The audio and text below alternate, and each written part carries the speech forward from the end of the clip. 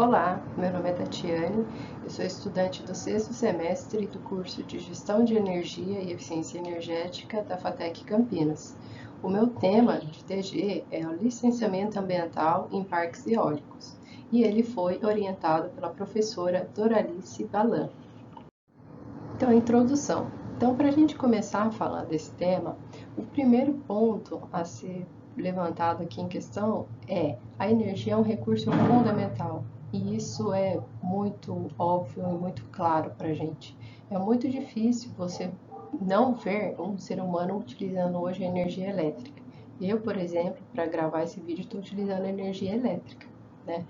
Então, há aí a nossa dependência deste recurso. Só que esse recurso, lá em 1970, quando houve a crise do petróleo, quando a nossa única fonte de energia provinha dos combustíveis fósseis, né, teve que ter uma alteração, alguma mudada no nosso comportamento, no nosso uso, né, desse fator, deste recurso. Então foi quando alguns estudiosos, com a questão da tecnologia avançando também, e quando houve algumas reuniões com mais cuidar, que tinha como foco o cuidado com o meio ambiente, que surgiu o tema de energias renováveis. O porquê não utilizar esses tipos de energia? O porquê não investir nesse tipo de energia? Então, as energias renováveis, elas são aquelas fontes inesgotáveis de energia, aquelas fontes que não se acabam, elas vão se renovando. O exemplo delas é a questão da energia solar, é a questão da energia eólica. E a energia eólica, ela é o quê? Ela é o uso, né, da energia cinética dos ventos, tá? E através de uma conversão, ela se transforma em energia elétrica. Isso acontece devido aos aerogeradores. Então, os aerogeradores, eles vão fazer toda essa conversão dos ventos, da energia cinética dos ventos, em energia elétrica. E assim, a gente pode utilizar aí com menos peso na consciência esse tipo de energia. A energia eólica, ela apresenta várias vantagens, dentre elas, ela não polui o meio ambiente, ela causa menos impactos ambientais e ela ainda auxilia, né, nas comunidades locais com arrendamento de terras e com outros fatores que nós iremos discutir ao longo deste trabalho. O objetivo desse meu trabalho é apresentar de forma super simples e objetiva, né, a definição de parque eólico, falar sobre a legislação ambiental e quais são, né, os procedimentos aí de licenciamento ambiental nos parques eólicos. Aqui eu trouxe uma ilustração de um parque eólico. Ele é localizado lá no município do Ceará, Fortaleza. Então, a grosso modo, os parques eólicos eles são compostos por essas torres, né, pelas pás ou pelas hélices e por essa caixa que é acoplada entre as pás e as torres, que é chamada de nacelle, né, ou aerogerador. É aqui que acontece todo o processo de conversão de energia cinética em energia elétrica.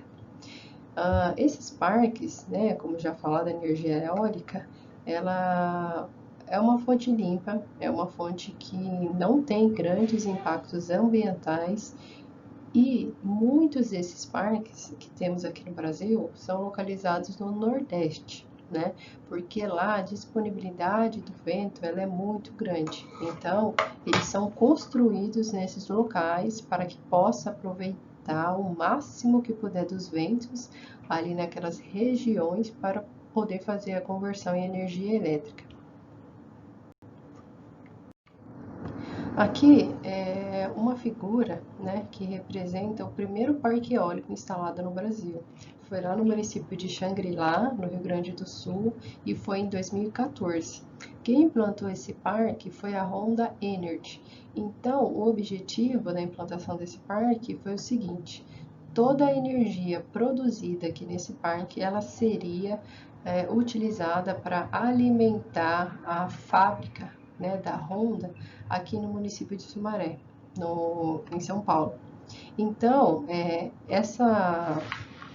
esse parque, ele contou com, na época da sua implantação, 9 torres de 94 metros de altura e as pás, cada uma possui 55 metros, tá? Então, estima aí que conseguiria abastecer uma cidade de aproximadamente 35 mil habitantes. Seguindo, nós temos aqui uma imagem, né, o Infovento, o último, lançado pela ABE Eólica, que é a Associação Brasileira de Energia Eólica, trazendo algumas informações para a gente. Então, hoje nós temos 660 parques eólicos instalados, temos mais de 8 mil aerogeradores em operação e estão distribuídos em 12 estados, tá? Então, aqui nós temos alguns valores, o quanto que gera dessa energia, né? O que significa essa geração. Um exemplo, 28,8 milhões de residências são abastecidas por mês, né, com esse total aqui de energia que nós temos. E são aproximadamente 86,3 milhões de habitantes beneficiados com o uso desse tipo de tecnologia, com esse tipo de energia. Seguindo, nós temos aqui a quantidade de capacidade instalada e o número de parques. Então, aqui a gente consegue ver os estados, né, que tem os parques eólicos. Então, o primeiro está como o Rio Grande do Norte, tem instalado aí 170 parques, seguido pela Bahia, depois pelo Ceará, depois pelo Piauí. E a potência instalada aqui por cada um desses parques. A seguir, a gente tem aqui a evolução dessa capacidade instalada, tá? Tá medida em megawatt. Então, vê aqui, ó, de 2005 até 2019, depois aqui a gente tem algumas projeções. Então, continuando, agora nós vamos falar sobre as legislações ambientais vigentes, né? E o licenciamento ambiental, as definições. Então, na nossa Constituição Federal, no artigo 225, senhores, me permite a leitura, diz o seguinte: todos têm direito ao meio ambiente ecologicamente equilibrado, um bem de uso comum do povo e essencial à sadia qualidade de vida, impondo-se ao poder público e à coletividade o dever de defendê-lo e preservá-lo para as presentes e futuras gerações. Então, esse artigo ele está bem claro, né, de qual é o nosso papel, né, para cuidar do meio ambiente hoje, né, e também preservá-lo para as nossas futuras gerações. Dentro ainda, né, das nossas legislações ambientais, nós temos a Lei 6.938. Essa lei, ela estabeleceu a Política Nacional do Meio Ambiente. A Política Nacional do Meio Ambiente, ela também tem como objetivo a preservação, a melhoria e a recuperação da qualidade ambiental, tá? Então, essas são algumas das legislações que nós temos, né, que tratam sobre o tema de licenciamento ambiental. O licenciamento ambiental, ele é definido como um procedimento administrativo pelo qual o órgão ambiental competente licencia a localização, a instalação, a ampliação e a operação de empreendimentos ou atividades utilizadoras de recursos ambientais consideradas efetiva ou potencialmente poluidoras, ou daquelas que, sob qualquer forma, possam causar degradação ambiental, considerando as disposições legais e regulamentares, normas técnicas e aplicáveis ao caso. Essa é a definição da resolução do CONAMA, Conselho Nacional do Meio Ambiente, número 237, de 1987. Ou seja, em suma, o licenciamento ambiental é um procedimento administrativo que os empreendedores, né, que vão utilizar os recursos naturais, eles devem seguir para preservar, né, e para conservar o meio ambiente. O licenciamento ambiental, ele tem 3 tipos de licenças. A primeira é a licença prévia. Essa licença prévia, ela é obtida no início da operação do empreendimento, tá? Então, ela é definida assim: é concedida na fase preliminar do planejamento do empreendimento ou atividade, aprovando a localização, a concepção e atestando a viabilidade ambiental e estabelecendo os requisitos básicos e condicionantes para as próximas fases do empreendimento. Então, o primeiro passo, o primeiro tipo de licença dentro do licenciamento ambiental é a licença prévia. Depois da licença prévia, nós temos a licença de instalação. Assim que a licença prévia for aprovada, a gente pode dar entrada na licença de instalação. A licença de instalação ela é definida como vai autorizar, né, a instalação do empreendimento ou atividade, né, com as especificações constantes nos planos, programas e nos projetos aprovados, incluindo as medidas de controle ambiental e demais condicionantes. Então, bem claro também, né, da importância da licença de instalação. Depois da licença de instalação, nós temos a licença de operação.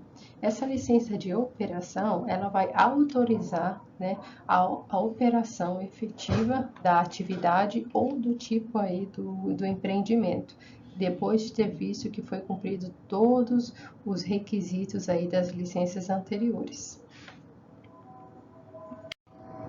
Aqui eu coloquei uma imagem de algumas etapas de forma bem simplista, bem objetiva, né? Do passo a passo de obtenção aí do licenciamento ambiental. Então, o primeiro passo para o licenciamento ambiental que o empreendedor, né, de parque eólico deve fazer é o quê? O estudo de impacto ambiental e o relatório de impacto ambiental. No meu trabalho escrito, eu coloquei no anexo todas as exigências, né, que são necessárias para ter a aprovação desses estudos, através da resolução 462 do CONAMA, que é também uma resolução carro-chefe aí para os empreendimentos eólicos. Está tudo definido lá, todos os passos a passo, todos os procedimentos. Então, o empreendedor, ele deve fazer por conta própria o seu estudo de impacto ambiental e depois o seu relatório de impacto ambiental. Depois desses dois serem aprovados, né, pelo órgão competente, a gente vem para a obtenção da licença prévia. Então, após que você conseguiu aprovar o seu estudo, você dá entrada, né, no seu pedido da licença prévia. Depois que você conseguiu a licença prévia, vemos para cá que é o cadastro, né, do empreendimento de energia eólica na empresa de pesquisa energética.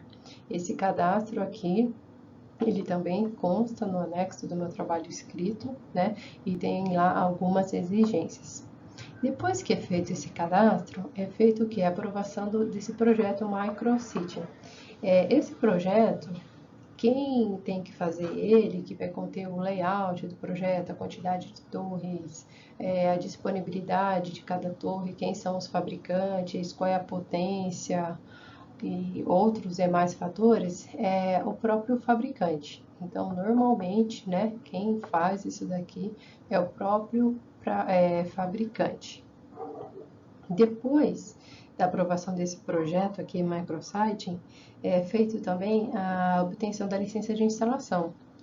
Então, depois da licença de instalação, é feita a obtenção aí, ou a licença de... É feito o pedido da obtenção da licença de operação, ou seja, para que o parque, né, o empreendimento eólico, ele de uma forma efetiva venha a fazer o seu objetivo, né, que é converter a energia cinética em energia elétrica. Aqui nessa parte dos resultados e discussões, eu trouxe um gráfico que eu retirei da EPE também, que diz o seguinte: aqui de 2015 a 2019, nós temos aqui alguns projetos que não foram habilitados ou que os empreendedores acabaram desistindo. O porquê? Como eu havia falado no slide anterior, É muito importante que todas as informações que é colocado lá no estudo ambiental e no relatório de impacto ambiental sejam verdadeiras e tenha muito cuidado em fazer. Porque o que acontece?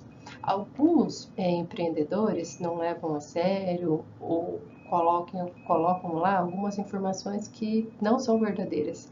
Então, pode ser o município com o nome errado, a coordenada geográfica errada, a quantidade de torres eólicas também para ser instalada errada. E todos esses motivos, eles são barrados, né? Então, tem que demandar um outro tipo de tempo para refazer esses estudos até ser aprovado. E é nesse ponto que alguns empreendedores acabam desistindo do projeto, porque não querem seguir com todas as exigências que estão ali. É claro que essa exigência ela é muito alta e, por certa forma, é certo, porque é a preservação do meio ambiente, né? Não podemos apenas chegar lá, vou construir 300 torres eólicas e não quero me importar com a fauna, com a flora, com a migração das aves e outros fatores, como a poluição sonora, né? O ruído, que causa estresse também nas pessoas que moram ali, atrapalhar a locomoção da comunidade local ou atrapalhar também a parte visual, né, da comunidade, alterando aí esses fatores. Então, como eu havia falado, alguns empreendedores acabam desistindo do projeto porque gasta muito dinheiro, né, com esses fatores. Muitas vezes são empresas de consultoria que fazem esses estudos. Então, o empreendedor ele não quer gastar tanto dinheiro assim. E às vezes planeja fazer ou implantar logo o parque para fazer total a sua operação, só que não sai no prazo estipulado. Então, o prazo para implantação aí de parque chega de 12 a 15 meses. 12 meses foi o tempo mais curto que a EPE, né, ela já registrou. Isso foi lá no ano de 2015. Então, o que acontece? Aqui tem alguns dos problemas listados, o porquê alguns parques eles não estão habilitados para operar. Primeiro, a questão do projeto, às vezes está errado, a questão de conexão não está correta também, a licença ambiental não é aprovada, a produção de energia no local também não é aprovada, ou o direito de uso do local. Então, não é todo local que pode ser instalado um parque eólico. Então, tem que seguir, né, todos esses cuidados. Para finalizar, né, a metodologia que é utilizada nesse trabalho, eu retirei alguns artigos, todos em inglês não, em português mesmo, me restringi ao idioma português. Então, eu retirei do banco de dados da Cielo, peguei muitas informações da empresa de pesquisa energética no site, também retirei, né, bastante informações, instruções, as resoluções aqui no site do CONAMA, né? Utilizei a nossa Constituição Federal, como eu li aqui para os senhores, o artigo 225, e também utilizei alguns recursos do CTGAS, que é o Centro de Tecnologia do Gás e de Energias Renováveis lá do Rio Grande do Norte.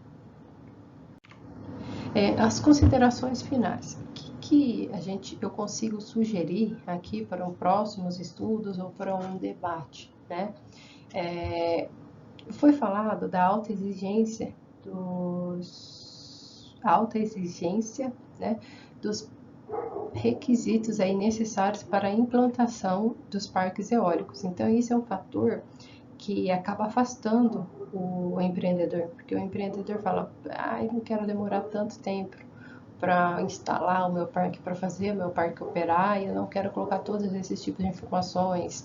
E acaba também o procedimento sendo demorado por conta de que, como é uma atividade relativamente nova, o licenciamento ambiental em parques eólicos, não são todos os profissionais de esfera federal, estadual, distrital e municipal que são capacitados, que têm essa habilidade, né, em verificar todos os documentos para poder dar um parecer de acesso como aprovado. Então, isso acaba gerando muita demora e muita discussão, porque o empreendedor desiste, ele vai migrar para uma outra área, aquela área acaba perdendo um, um interesse econômico, né?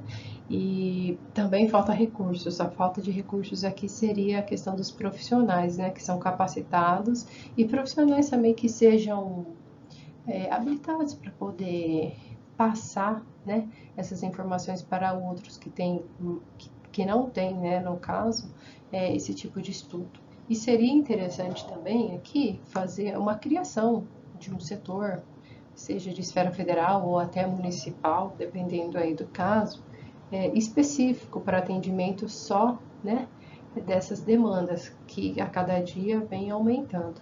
Eu escutei um podcast falando que o IBAMA ele estava com alguns termos de referência, né? Estava criando um termo de referência, estava criando, pensando na ideia da criação de um setor específico para o tipo de energia offshore, né? Que seriam aquelas torres eólicas instaladas no mar. Então, quem sabe, né, que com essa iniciativa não surja também aí o interesse de criar um setor somente para onshore, né, que seria ótimo assim para todos os lados. E a polêmica, né, que sempre tem normalmente nas audiências públicas, que é obrigatório fazer e a população muitas vezes a população pensa que a construção de parque eólico vai acabar com a vegetação no local, vai acabar com a fauna, vai destruir o ambiente, os moradores terão que sair da área. Então, muitos não são favoráveis a esse tipo de energia porque tem medo e não querem mudar também o estilo de vida, né? Então isso acaba gerando aí algumas discussões, algumas polêmicas acerca desse tema. Então, seria aí, quem sabe, numa próxima, né, um próximo estudo, eu considerar esses fatores e tentar trabalhar mais a fundo, né, esses temas. Continuando, eu coloquei aqui as três principais referências bibliográficas, né?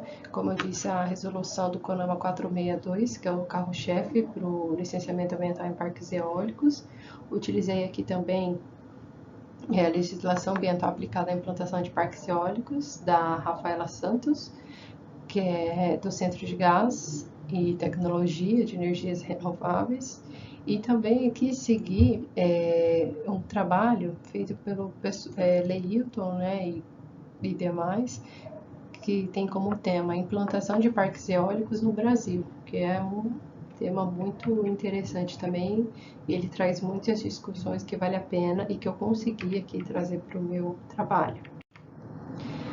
Para encerrar, aqui é a foto, né, e a frase de um filme que diz: Deus é como o vento que tudo toca. Então aqui na imagem tem um menino, ele é o protagonista do filme O Menino que Descobriu o Vento. É um filme super lindo, se vocês puderem, assistam que vale a pena.